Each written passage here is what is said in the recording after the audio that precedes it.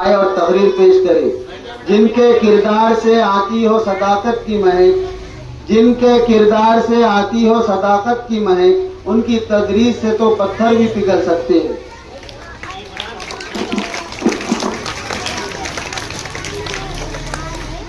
السلام علیکم ورحمۃ اللہ وبرکاتہ.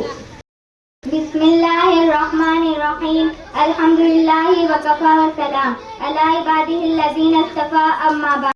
میں صدر جلسہ، قابل قدر اساتذہ اکرام اور معزز حاضرین، میرے تقریر کا عنوان ہے تعمیر ملت میں معلم یا ٹیچر کا کردار.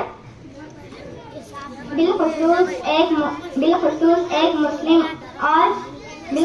ایک مسلم استاد اور ٹیچر کا سر رشتہ معلم کائنات اور مربی انسانیت حضرت محمد صلی اللہ علیہ وسلم سے ملتا ہے. ہمارے نبی حضرت محمد صلی اللہ علیہ وسلم نے ارشاد فرمایا انما بعثت معلما، کہ اللہ نے مجھے معلم اور استاد ٹیچر کے مقام و مرتبے کو ثابت کرنے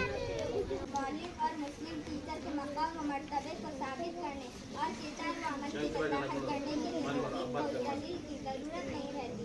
بہرحال انسانیت کی تعمیر، ترقی اور روشن مستقبل میں استاد اور ٹیچر کا کردار بھی کلیدی حیثیت رکھتا ہے. استاد اپنے شاگردوں کے لیے روحانی باپ کا درجہ رکھتا ہے.